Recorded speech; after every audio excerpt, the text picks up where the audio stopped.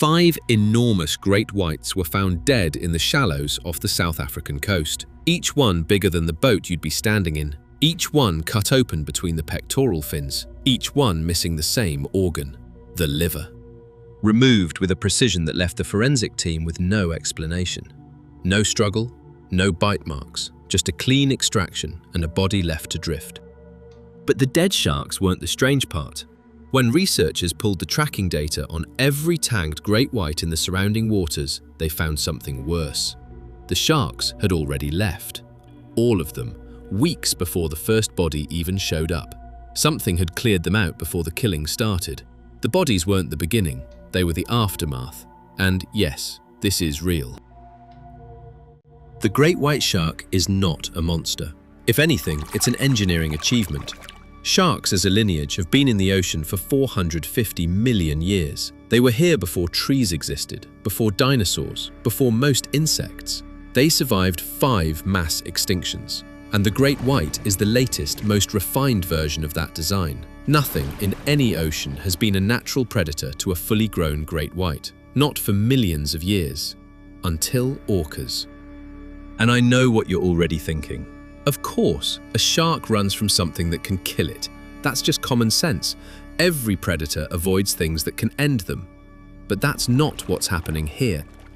A great white doesn't just avoid orcas, it abandons entire coastlines for months after a single encounter. Sometimes without the orca ever touching it. Not after a fight, not after a chase, after just being in the same water.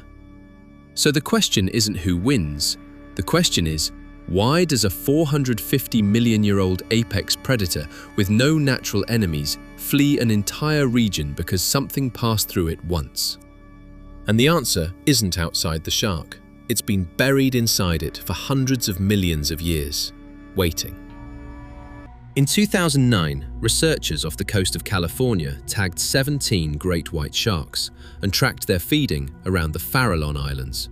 These are big animals, some over 18 feet long, longer than most cars. They've been using this spot as a hunting ground for years.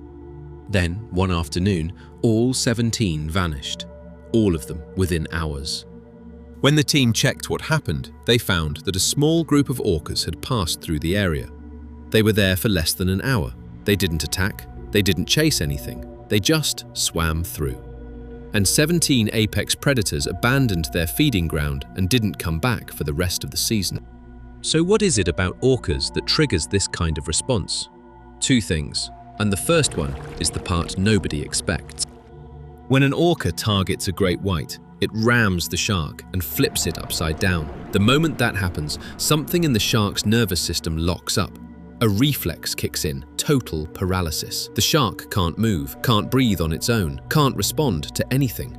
It just goes still.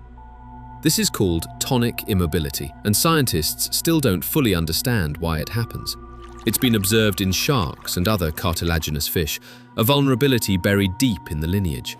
No predator was ever supposed to find it. The orca found it. The kill takes less than 2 minutes. Then the orca opens the shark between the pectoral fins, removes the liver, and leaves the rest of the body to drift.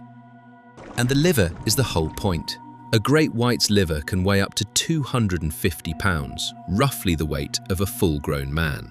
400 million years of evolution, and the shark's crown jewel is basically a 250-pound oil drum. The orca doesn't want the shark, it wants what's in the tank. But here's the second part. The kill leaves something behind in the water, and other great whites somehow know. They don't need to see the orca. After a single encounter, they abandon the entire area and don't come back for up to a year. How a dead shark empties a coastline is the part we'll come back to. So that's the answer. Not the orca's size, not its speed, not its intelligence. A 450 million-year-old apex predator is being undone by a glitch in its own nervous system that nothing was ever supposed to find.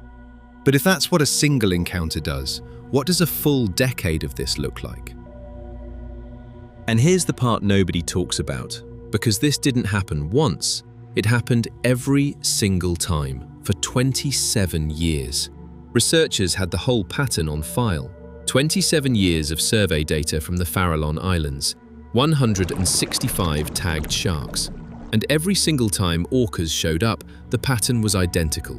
Sharks vanished. The entire season collapsed. In a normal year, great whites kill around 40 elephant seals at the Farallons. In the years orcas passed through, that number dropped from around 40 a year to almost none, sometimes 0.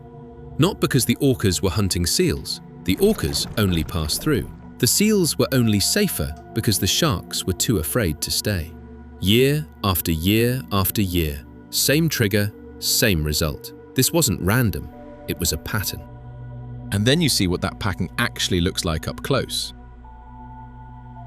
June 2023, Seal Island, Mossel Bay, South Africa. 2 research boats are sitting offshore watching a pair of orcas when a juvenile great white surfaces nearby. And within seconds, you're watching something you can't unsee. One of the orcas, an animal named Starboard, moves in alone. He grips the shark by its left pectoral fin and drives it forward through the water. Rams it, flips it, and the shark goes completely still. Starboard then pulls it under, and when he comes back up, he's carrying the liver in his mouth. He swims right past the research vessel with it. The scientists on board said they could smell the oil sitting on the surface of the water. The whole thing took less than 2 minutes. Starboard's partner, Port, was floating about 300 feet away the entire time, just watching. Never moved in. Didn't need to. This was the first time anyone had ever documented a single orca killing a great white shark alone. And the thing that sticks with you isn't the violence, it's how calm the whole thing was. That was 1 kill, 2 minutes, 1 animal. Now look at what 2 of them did to an entire coastline over 7 years. To give you a little bit of context, Port and Starboard are 2 male orcas. No pod, no group, just a pair, working the South African coastline since at least 2015. You can spot them from a boat because both of their dorsal fins are collapsed. Port's leans left, Starboard's leans right. That's how they got their names. Before these 2 showed up, Gansbaai was the great white capital of the world. In 2011, shark spotters across Cape Town's beaches logged over 300 great white sightings in a single year. By 2019, that number was 0. In Mossel Bay, sightings dropped by more than 80% between 2016 and 2020. 4 out of every 5 sharks gone. And by 2018, the great whites were gone from the bay entirely. An entire bay emptied. 2 orcas, 1 coastline, and the shark capital of the world went silent. 2 animals, no pod, no plan, no backup. Just 2 orcas with droopy, flopped-over fins that make them look like they lost a fight with a boat propeller, running the most feared predator on Earth out of town. That alone would be enough to change how you think about these animals. But this stopped being a South African story. Researchers documented a separate pod of orcas in the Gulf of California, known as Moctezuma's pod, hunting juvenile great whites the same way, in events filmed in 2020 and 2022 and published in 2025. Different ocean, different animals, same exploit. Flip, paralyze, extract the liver. Now, you could argue that 2 separate groups of orcas figured this out on their own. That's fair, but the technique isn't just similar, it's identical. The same flip, the same targeting of the pectoral fins, the same liver extraction. And researchers are now using a specific term for that: cultural transmission. Orcas teaching orcas. And here's where it gets worse. These juvenile great whites in the Gulf, they've never seen an orca before. Warming waters and El Niño cycles have pushed their nursery grounds into new territory. They don't recognize the threat. They have no instinctive fear response. They're swimming into a predator they have 0 evolutionary memory of. Remember, when the orca makes its move, the shark doesn't get a say. The lockup isn't a decision, and the fear that follows clears whole coastlines.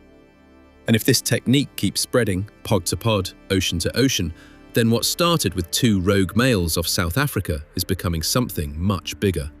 Nobody knows what that looks like in 10 years, and that question doesn't have an easy answer. because this stopped being about individual kills a long time ago. This is about what happens when a hunting strategy spreads faster than the prey can learn to survive it. Now, I want to be fair here, because the obvious pushback to all of this is pretty reasonable. Of course, great whites avoid something that can kill them. Every apex predator on Earth calibrates risk. Lions give hippos space. Wolves steer clear of bears. That's not fear. That's just smart decision-making. And if that's all this was, the story would end here. But look at the numbers. In 7 years of operating along the South African coast, Port and Starboard have been linked to 8 confirmed great white kills in the Gansbaai area. 8, out of a regional population that numbered in the hundreds. The odds of any individual shark being killed by these two in a given season were incredibly low, and yet the displacement was total. Over 300 sightings a year, down to 0. The entire population cleared out. That response is not proportional to the threat. Something else is driving it. It's the same reason a single bad moment can keep you out of a place for years. The body remembers a threat long after the mind has done the math. And this is where the fear takes over, and where that trace from earlier finally explains itself. When an orca kills a great white, everything inside the dead shark bleeds into the water, and other great whites pick up the trace. Their stress response fires hard. Something similar has been seen even when no orca is present. The scent of a dead shark seems to be enough. This isn't the shark coolly weighing odds and deciding to leave. It's an animal overwhelmed by a threat it can't fight and can't forget. So it abandons the whole coastline rather than risk staying. Researchers don't think the orcas did it alone. Shark nets and fishing pressure played a part too, but the timing points hard at Port and Starboard. And you can already see what that does to everything else. In the areas where great whites have disappeared, bronze whaler sharks have moved in to fill the gap. These are animals that great whites used to prey on. Now, they're the dominant shark in the region. With no great whites patrolling, Cape fur seal populations in the Western Cape have surged. No top predator keeping them cautious. No pressure keeping their numbers in check. Those seals are now feeding on African penguin colonies that are already listed as endangered. And since 2024, rabies has been spreading through the seal population in the Cape.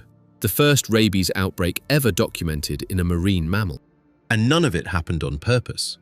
It all traces back to a fear the sharks couldn't even name. Every piece connects.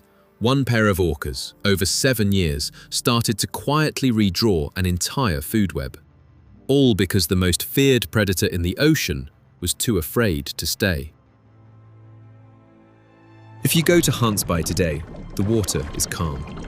The cage diving operators are still there, but they've rebranded. They don't advertise great whites anymore. They show tourists bronze whalers instead. The seals move differently along the shoreline now. There's no pressure keeping them cautious. The water that used to be the most reliable place on Earth to see a great white shark is just quiet. We came into this asking why great whites are terrified of orcas, and the answer turned out to be stranger than expected. A neurological kill switch older than anything that ever tried to use it. A fear response strong enough to empty entire coastlines. A hunting technique that's now spreading across oceans. But the bigger question isn't about the shark or the orca. It's about what happens to an ocean when its top predator doesn't die, doesn't go extinct, but simply stops showing up. Not only because of a net or a hook, because of fear. The ocean hasn't lost its apex predator, it's lost its regulator, and nobody knows what fills that space. Those two orcas didn't invent that kill, somebody taught it to them. And that's a far more unsettling story than 2 rogue males. How a single orca pod rewrites the rules for an entire ocean is next. Because the sharks knew before we did. They were already gone.